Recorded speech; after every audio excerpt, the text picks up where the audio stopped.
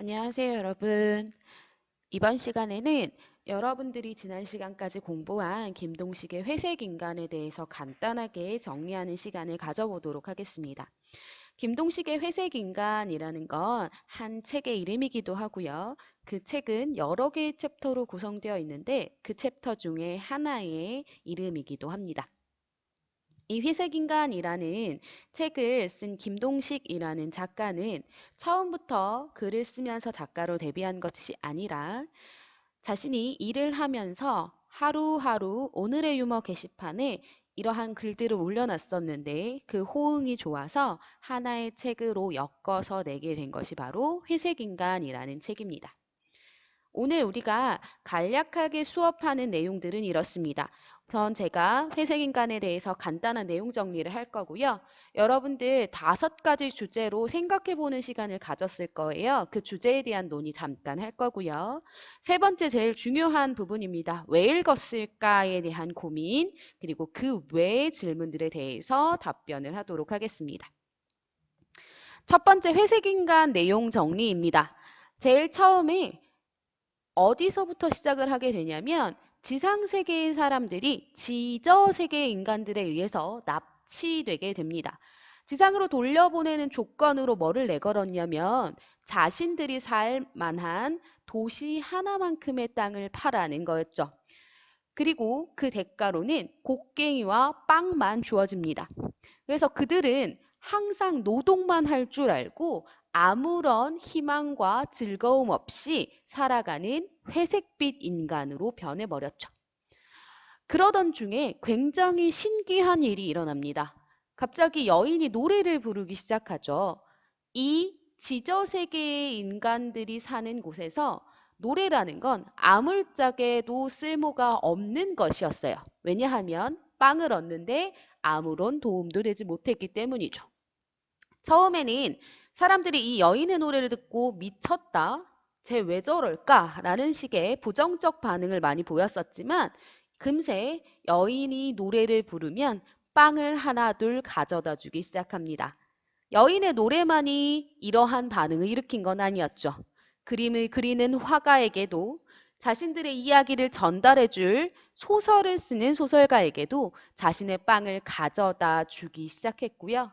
이들 사이에 이러한 일들이 일어난 이후 그들은 더 이상 회색빛이 아니었다라는 이야기로 이 소설이 끝나게 됩니다. 우리는 이제 논의해야 될 이야기들이 좀 있었습니다. 두 번째 챕터로 넘어갈 건데요. 첫 번째, 여인이 계속 노래를 부른 이유에 대해서 굉장히 중요하게 생각해 보아야 할 겁니다. 여러분들이 어떤 답을 했을지 굉장히 선생님은 궁금한데요. 여인이 계속 노래를 부른 이유 선생님은 이렇게 생각해 봤습니다. 희망을 잃지 않기 위해서. 또는 계속 일만 하니까 일에 힘을 얻기 위해서 노동요로 노래를 불렀다. 또는 각각 개별적으로 일만 하는 사람들의 단합을 위해 혹은 여인이 지상세계에서 노래를 굉장히 좋아했던 거예요. 그래서 그 취미를 계속하기 위해 등등 이런 생각들을 해봤어요. 근데 노래를 부른 것보다 더 중요한 사실이 있죠, 사실.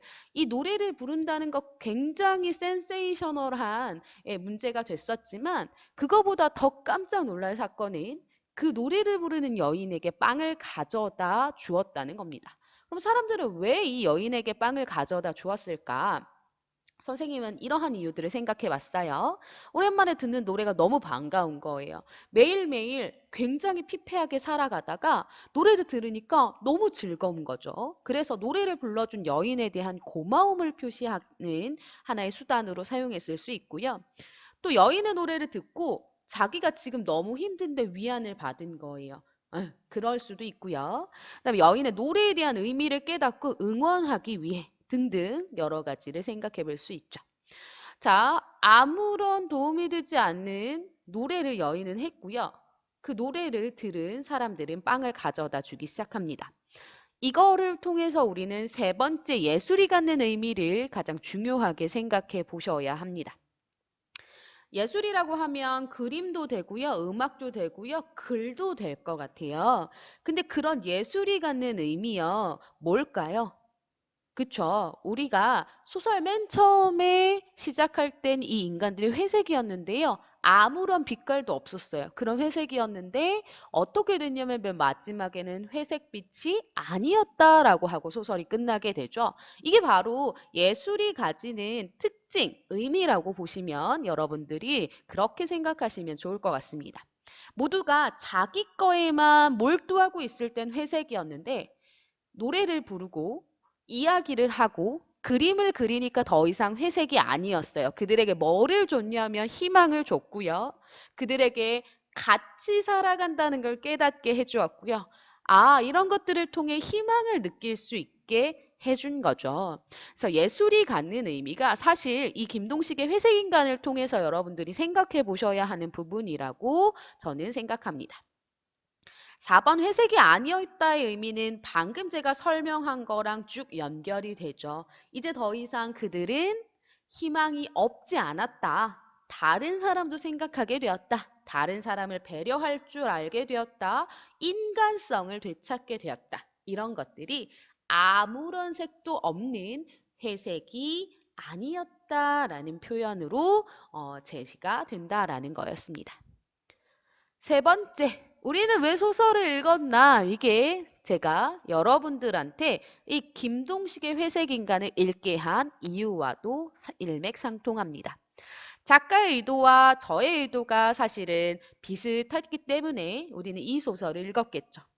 이 작가의 의도는 여러분들 뭐를 통해서 파악하셨으면 되냐면 앞에 3번, 4번의 질문을 통해서 파악하셨으면 됩니다. 확실하진 않지만 선생님이 작가는 아니죠.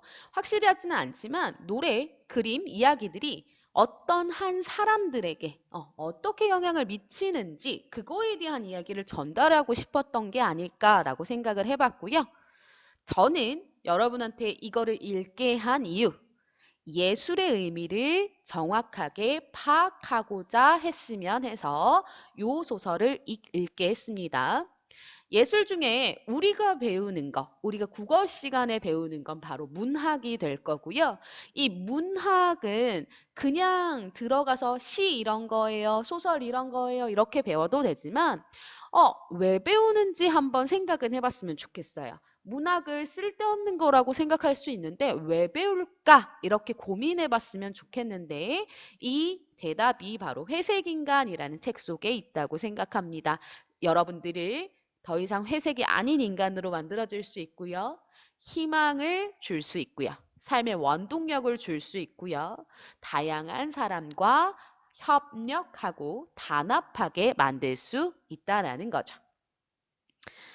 자, 마지막 4번 그 외적인 문제입니다. 저한테 구글 설문지를 통해서 이 소설의 이후에 대해서 물어보시는 분들이 많았어요. 선생님 진짜 이들은 지상 세계로 돌아갈 수 있었을까요? 정말 그 여인은 계속해서 노래를 불렀을까요? 라는 등의 질문들이 많았는데요. 여러분의 상상력에 맡깁니다. 원래 문학이라는 거는요. 사람들이 생각하는 수만큼의 해석이 나오기 나름입니다. 저는 선생님 개인적으로는 이들은 땅을 다 파고 희망을 되찾아서 지상세계로 잘 돌아갔을 것 같아요. 음. 작가에 대해서 또 요 소설 말고 다른 작품들은 없냐 이런 질문들도 많았는데요. 예, 이 소설 외에도 세상에서 가장 약한 유괴, 13일의 김나무, 정말 미안하지만 나는 아무렇지도 않았다와 같은 작품들을 더 써내려갔습니다.